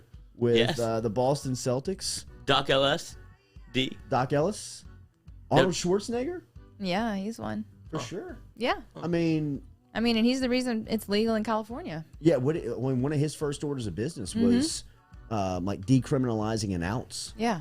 Like you could get pulled over for an ounce. It was Is $100 an ounce? fine. Is it an ounce? I think it is an ounce. Seems like a lot A lot of weed, or to be okay riding around with, right? Like all of a sudden it's legal. It's like, and you can have an ounce on you at all times. well, You're I good. mean You're good. the documentary. What was the weightlifting documentary that him and that he was on back in the day, and he's just burning weed the whole time. Yeah. So he was totally known as a stoner athlete. Yeah, so he was Oh, I didn't know that. I didn't know Yeah. that. I thought And- Arnold was clean. and a helps great with the recovery. and a great Yeah. documentary. Here we go. Meaning that look at this.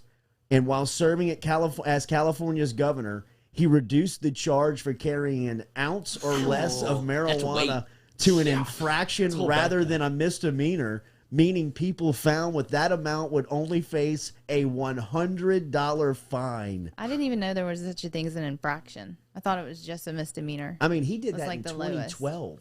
That was nearly a decade ago. It's more dangerous to jaywalk. Or walk with a J. So that's right. There you go. And a lot of people Kareem Abdul-Jabbar is a huge burner. Yeah. Huge burner. It's all these guys a that lot played of in the them, y'all. 70s. Like, Yeah. no doubt, of course. Yes. What? Pumping Iron. Yes, that's what I thought it was Oh, called. The documentary. I mean, he's burning the whole time. I mean, he's smoking weed the whole time. Working out high seems like a task, man. He's doing it post-workout. Oh, okay. You're going to say, because that seems like you got to be blood very flowing. committed. Yeah. I've tried it, and I just kind of quit right in the middle. I was like, you realize, like, why am I doing this? Where was I? Stupid. Mike Tyson. Definitely, yeah, that's a big miss on our part. I guess Rusty that was Leger the points thing. out Mike Tyson. Tyson's doing more than that. Yeah, he is. But I mean, like his name's on like pot companies. Yeah, now. Yeah. He said he got Megastone before that little boxing fight. That's right. The That's little right. boxing fight. Yeah. Kyle Gaye points out Nate Newton, who I remember this, got busted driving what looked like kind of like a molester van through Louisiana. He got pulled over in Marksville, driving through the state with like 230 pounds of pot. What? Yes, and he was like that's weight. the former Dallas Cowboy offensive lineman. Spent a couple of days like in an Avoyles Parish prison. Well, you have to. Like, Yes. dude, you can only pull so much weight. Like, dude, you have to go to Like, jail. What's in the car, sir? Trees. Why? Right.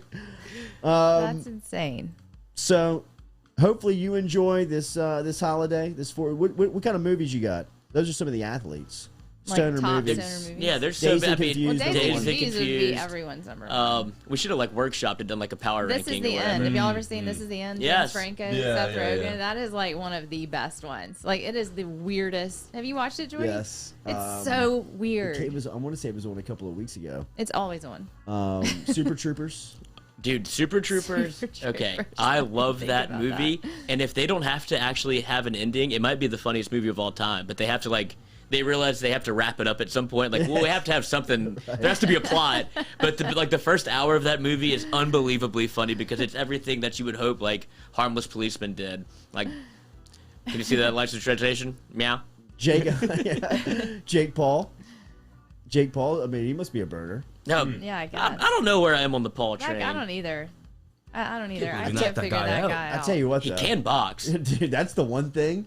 That's the one thing about him that I am on board with is that he's a badass. Yeah, there's no doubt. I mean, and I don't need to see like who's the basketball player? Nate Robinson. Nate Robinson. And an out of shape UFC fighter. I don't need it. I can just tell by the way that he throws a punch. That thing had You some know what snap I mean? Like, to it, bro, dude. he is throwing missiles, and he's a big old dude. He is. Now he's running his mouth at a rate where he's gonna pop. Well, it's Probably the McGregor effect. It works though. If you run your mouth, you're absolutely. gonna But at some point, you're gonna run into a dude that's a little bigger and badder than you. It's a gamble you pay. Well, I think the whole shtick is people don't realize that he's how invested he is into the boxing. Like, Exactly. oh, I want to go beat that little piece of shit up. Like, I'll fight him. Like a former Exactly. UFC guy's like, dude, I can fucking beat him up. Oh, I can beat him up. And then he's like, bro, I've been training for like 2 years. Yeah. Like he knows how to box. So you step in there a little fat, a little over. And he's big, strong, and athletic. You know what I Yeah. mean? I think it was either him or his brother was a walk-on wrestler at Ohio State. They're all Really? three-sport athletes, the Ball brothers. Yeah. I mean, I believe, dude, they look like athletes. They move like athletes. He throws a punch like an athlete. I mean, How did they get famous? Like YouTube. I don't even- YouTube, dude. Like what we're Yeah. doing. We're all influencers. yes. We're so YouTube famous. We'll be in the ring next year in Vegas, bro. Mike Thompson just texted me that Steve Urkel from Family Matters has his own pot company now. No way. Yeah, I think he does. Purple Urkel. No, that is not. You made that up. Are No, you you have serious? to, The dude. marketing it team is. right there. You I have think to it start is. if you think of Purple Urkel. Like, well, we'll just do this one strain. Rusty Leger, anything Matthew McConaughey's in? Well, yeah, we said Dazed and Confused. Dazed and Confused for sure. What, y'all? We haven't said the Big Lebowski. Hello. Yeah, that's a No one good said one. that. Did y'all ever Sneaky, watch? sneaky stoner, because he's not really. It's not like based around marijuana. He just always kind of has a joint with them. Pineapple Express is my favorite. Yeah. Obviously, I know it's my Might be too new age, but it's just so good. It is so good. What about Half Baked? I used to watch that all the time. Half Baked is too. fantastic. It's so funny. Knocked Up. Yeah, Yes. knocked Up is a Anything with stoner Seth movie. Rogen, you're safe. Yeah, Yeah, that's true. really, anything. And James Franco. What else? I'm trying to think. We're missing some. Oh, I mean, there's so Sure many. we are. on a Harold and 420. Kumar. I mean, Friday. Oh, yeah, All of Harold those. and The White Kumar, Castle? hello. Yes. Yeah, all of those. The Search for the Perfect Meal. I mean, it really hits on a lot of levels. Yeah. Anybody seen Easy Rider with Peter Fonda and Jack yeah. Nicholson? No. 1960, Really? That's an late oldie goodie. 60s, filmed in the quarter, filmed in New Orleans. Yeah, Talk that's a about good get one. tripped out. Yes. Now they're doing a lot more than weed, and whoever shot that movie was doing it on some great LSD because I mean the just the music and the transitions. I mean they're doing some wacky stuff. They spent too much time in the Polaroid room. It is a young Fonda and Nicholson hanging out in New Orleans in the French Quarter. It's awesome. It's a great. It is a That's great. on the list. It's awesome. West stoner Jen said watch. Friday. Hello. Yeah, that's what we were saying at the same time. I love Friday, it. And not next as I mean, Friday. Friday set the bar much too high for the rest of that. Like you have to make 2 more after that I because it was so know. good. Yes. But the sequels don't hold up. But No, Friday, they don't. and I was late to the party. I don't know if this matters or not, but I only saw it like 3 years ago. Like just Stop. missed it. One of those Okay. that I missed. Are you serious? And I watched, and I'm glad I did because I got to appreciate it at a whole new level. As opposed to Caddyshack. Yes. Caddyshack Yeah, I guess is a so. You do stoner's drugs, Danny? paradise. Yes. Every you day. Should. You should. All right. I'm trying to think. Let's see. Who we Big got? babysitters. Randy Lanois said. Okay, that sounds like a What is blast that? from the past. I don't know that one. Does anybody? I love Randy. Randy, you gotta explain. I love Randy getting on Big stoner movies. babysitters. Randy's outing himself. Randy is really Yeah. contributing on stoner might- athletes and stoner movies. This feels like BG and David fronting as Randy. Speaking of stoners, anybody see this story on the Florida woman who thought she saw a baby dinosaur running through her backyard? Can you play that? Is there anything to play on it? Yes. Yeah, there's a video. There's a video. I don't know. We'll get flagged again. It's just from Thought her she saw- Ring camera though, but I did get it Thought she saw from a the New York dinosaur. Post. I think, dude, It have you does seen the look like video? it. Yeah, It I'll does. pull it up It's because it really looks weird. like a dinosaur. It's really weird. Like it. I mean, Have you seen it? Obviously, I've not. Oh my It's- goodness. it's so- Yeah, You gotta go on the thread where it's local Florida, man, and just the things you see is just comes- absolutely ridiculous. everything coming out of Florida is or absolutely Louisiana, ridiculous. man. It's neck and neck. Cheech and Chong, bro. How did we not say that? That's the first Oh one I said. yeah, y'all. Yeah, people wrote it looks like a Komodo dragon or some type of lizard, but I mean, honestly, it really does look like a dinosaur. I don't know if I believe her. I mean, what did she have to gain from this? She didn't. I mean, She just looked at her Ring camera and they I were. mean, yeah, she didn't. And it looks it's like a weird, dinosaur. I mean, though. there's just no way to put it. Someone said it looks like a dog wearing a harness dragging a leash, but I don't think it looks like that. Like, I was skeptical going into it until I watching the video. Like, this is stupid because people are going to have all kinds of conspiracies around it. But then I watched it and I was like, it's one of those quick ones. It's like, woo! Not only did we think there's a dinosaur, we now think that Bigfoot killed 3 marijuana dealers in 1993. So Wow. that's Who's starting that story? Hulu. There's a documentary out, and of course they dropped it last night at 12 or Really? this morning at 12 a.m. They know their Like market. they know the market for. Jeez. We're gonna put marijuana in it. We're gonna put Bigfoot in it, and then we're just gonna let it out. And people are like, Yes. "Oh shit, you see this, dude?" 1989. Yeah. Dr. Grainy Chad footage, so Spiller you can't said tell. drinking gin and juice in the hood. Okay. Oh. Forgot about that one. That's a good one. That's a good one. All right. We have hit the skids here. We have. We're waiting 420. on that video to come up. Oh, here we go. I gotta download it. Okay. I'm scared to watch it It because is I don't one want of to those. believe in dinosaurs. Whoa. 2021. Why? I mean, I just don't want to believe that they exist in 2021. Like, because you're scared of them? Oh, I thought you meant that they existed. I know. No, I'm in on that. Zach's like, I'm out. I'm in on that, but I do believe that they're extinct. They should be gone. You know what I mean? Like, from everything that I've been told and read, is that they were gone like over 100 years ago. If the fact that they're still running around, Hey, I'm you just never know not up for Florida. that, bro. You know what I mean? I've just kind of gotten Yeah, into we would have hunting seen it once a before year. now. And it wouldn't have been on some woman's Ring camera in Florida. Where are you on aliens? Definites. Just You all the way believe in. 100%, Yeah, because that's what I'm yes. saying with the UFOs coming around. People are saying it could be an alien, too. And yeah, that's what I'm saying. This could be alien related. I would rather believe that it is an alien rather than a dinosaur. dinosaur? Me too. Yes, but because I've already come to grips with the fact that aliens exist and that we're Was it like a coexisting. struggle for You can't have both at No, once, but dude. I can't be stressing the fact that there are dinosaurs Dinosaurs too? and aliens. I mean, Why? This is a Dinosaurs were crazy actually here, 420 though. before Yeah. 9 a.m., man. And the dinosaurs and the aliens are definitely friends. Like we're on the outside looking in on that 100%. friendship. Like, look at I these think idiots. we're starting a movie script here. Watch this. I'm going to sprint through this chick's backyard in Florida. Watch the world freak out. Yeah, and aliens like, dude, we've been doing this for 60 years. They don't notice us. Don't even worry about They don't it. even see us, dude. We flying teacups all over their country, and they think that they want to hide it from everybody. Cups. It's saucers, not Whatever. the cup. Teacup. It's not a cup. It's a saucer. We're flying way too low, and they just don't seem to care. Oh my man. gosh. All right, everybody. Do you have this video? Yeah, I'm doing it right now, dude. Man, I don't even want to see it. I don't think. Yeah, you do. It's a good one. It's a good one to see. Wait, can we talk about Kobe and Nike while we're waiting on this? What's the deal, y'all? Well, you know what? I kind of believe I'm riding with Vanessa on this. Vanessa so much Bryant.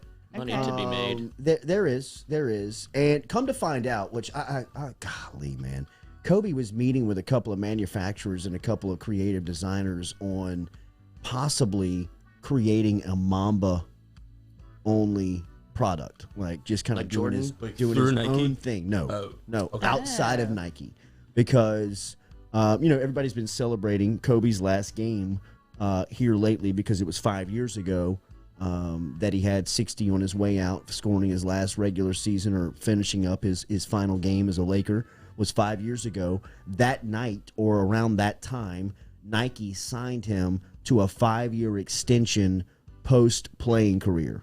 And a lot of that was built around creative designs on new shoes. They were going to be the official brand of Mamba Academy and all of their teams. And then obviously the tragedy happened with Bryant passing away in January of 2020, and the statement that Kobe's wife put out, or his widow put out on Monday, stated that Kobe's Nike contract expired on April 13th, 2021. Kobe and Nike have made some of the most beautiful basketball shoes of all time, worn and adored by fans and athletes in all sports across the globe. It seems fitting that more NBA players wear my husband's product than any other signature shoe. According to a source, Bryant and the estate, the Kobe Bryant estate, Vanessa Bryant and the Kobe Bryant estate had grown frustrated with Nike limiting the availability of Kobe's products during his retirement and after his death last January. Yeah, There they had was- these Grinch ones that the LSU guys are wearing, and I think they released only like 5,000. And It's then the Christmas resale- editions. Yeah, there was like two resales, ridiculous. And what Vanessa wants is, no, I want everyone to wear my husband's shoes. And Nike's like, money, sorry. There was also frustration with the lack of availability for Kobe's footwear in kid sizes, Well, you know what it is, dude. according to It's- sources. It's that woman's son that bought up all the shoes and had the warehouse. That's So right. he's got all the Exactly what Nikes it and got all the Kobe's. It is that Market. that It's culture. resale. Yeah, it's it that is. culture that scares the Nike executives away. But Nike sources said had presented an extension offer that was not in line with expectations of ongoing lifetime contracts structured similar to the contracts held by both Michael Jordan and LeBron James. So this is a little messy at the end of Kobe and Nike's relationship, as it is over essentially earlier this week as the contract expired on April 13th. Kobe was initially an Adidas athlete, if you Oh, recall. I don't recall. Early on in his career, a lot of the time that he's wearing number 8, he's in Adidas. I mean, the majority of that time he's wearing Adidas, and there's a great book or a great excerpt from a book that talks about that. Have you read Shoe Dog?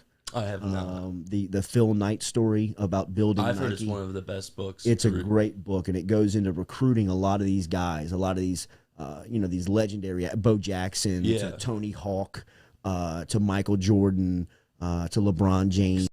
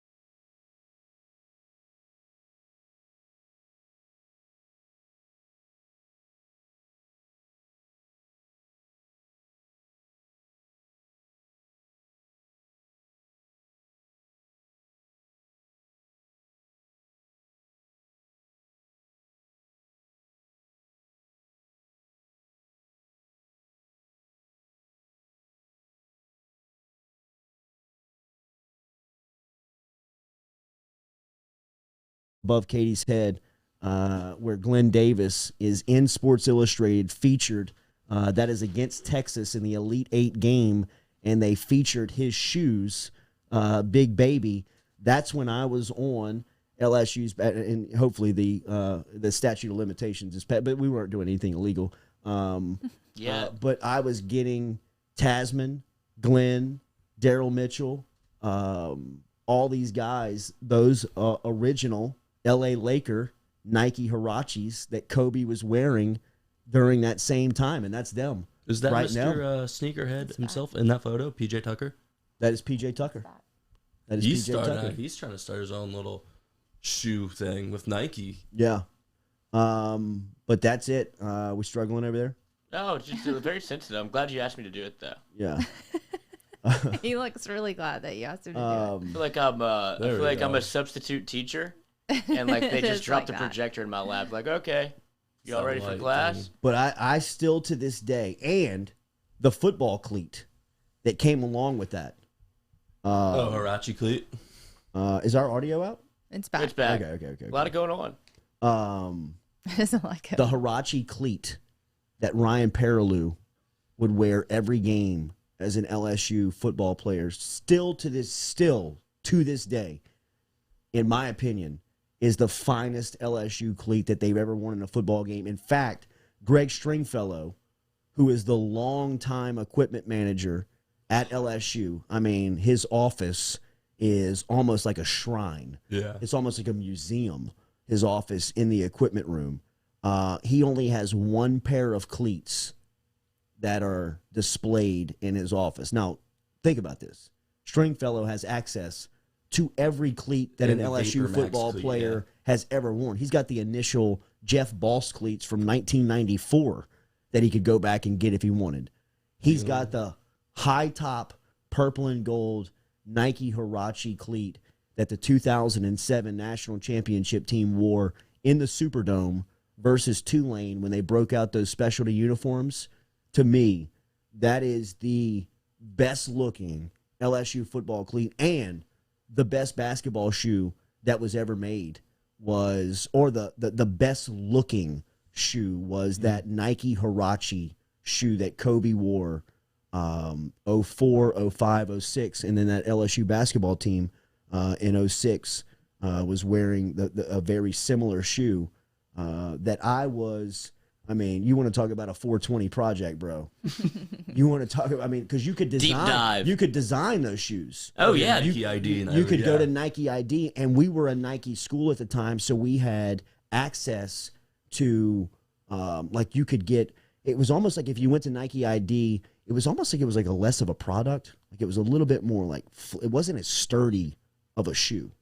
and you had to pay more for it. And we made a call to our Nike rep at the time and told him what we were trying to do, and he put us in touch with another guy that would give us like the Kobe type shoe, like the like the type of grade shoe. I mean, because Big Baby would blow shoes out like Zion would.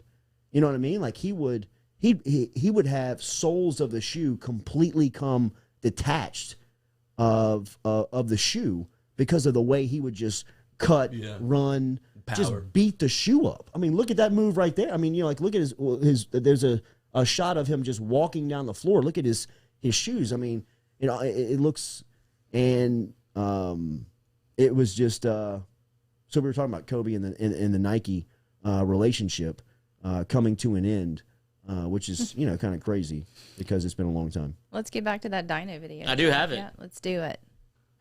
You got to pay It's gonna attention, freak me Jordy. out. You're going to forget freaked out. All right. Well, it takes y'all a second to see it. I get to see it before everybody else. I feel scared. Like This you're is really- this is a good time to see how long the Delay. the delay is. We're at 5 seconds right now. Yeah, it kind of feels like we're about 10. One person said the dumbest comment. Any animal we can come up with that would be walking at 3:40 in the morning wouldn't walk this way. Whoa, What? bro. Whoa, bro. That was the dinosaur. Whoa. Yeah, can you read? Yeah. I'm telling you, bro.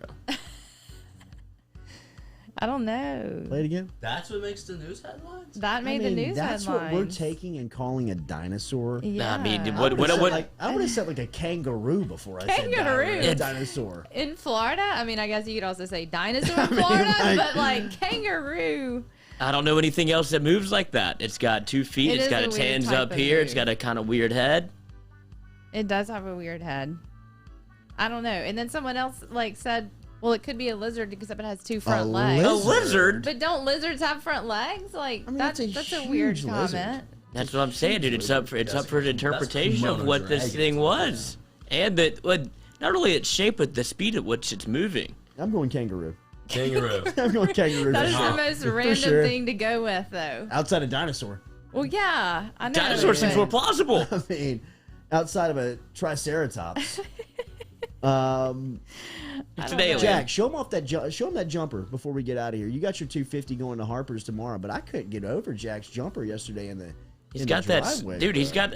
Sam Perkins. It's the flick of the wrist. Look up Sam Perkins. Got a lot Sam Perkins feel to him. He was a Michael Jordan teammate on his Carolina teams. His early Carolina You teams. call me a Scotty Burrell. That as close as possible to that. Yeah, but you got that left-handed kind of flick. It's the flick. He's got a lot of rotation on it. is. I was trying to mimic it after he left, and I couldn't Oh, do Lloyd it. was getting shots up. Yeah, I can shoot a little bit now. I get so uncomfortable right here when y'all start doing this. Watch your call. I'm just a streaky shooter. Hold on. Oh, let's go, dude. Are you kidding me? All right, all right, all right. Hit me on the pick and pop.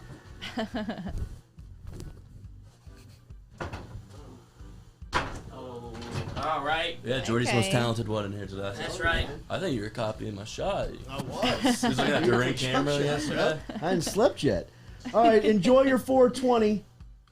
Enjoy your day out there. Afternoon, Jay. Afternoon, we've been Jay. talking about drugs for the last 30 minutes of the show. Afternoon, Jay, and we held numbers. We did. I mean, it's- I We don't know even our wanna audience, talk dude. about We know our this. We audience. do know I our love how audience. much Randy Landwa interacted I with the love last it. 30 minutes. I Dude, love that guy's it. probably not going to want to Yeah. go to the bathroom. And by the way, Strong when he statement for genetics there. Yeah. when he said big babysitter, he meant Big Baby, the basketball player, LSU big basketball player. Oh, remember? That's what he was Big talking about. babysitter. Yeah. And we were wondering if he was talking about a stoner movie. And we're talking about movies. Has anybody were. seen it? I haven't seen it. Dude, at least, She at was least a redneck nobody, yeah. babysitter? At least nobody's been like, oh, dude, I love it. Seen it a ton. Like, Y'all haven't seen Big Babysitter? It's the biggest stoner movie of all time. Big Baby's up there. He got his Popeye's chicken, he got his jet, and he had his marijuana. He said, come get me. What a power move. Like, that's very comfortable in your own skin. Have a good Tuesday. We're back with you this afternoon, 420. 420. 420 I don't we know check what in. that's Central. going to be like. 420 we check in. A lot like this last hour.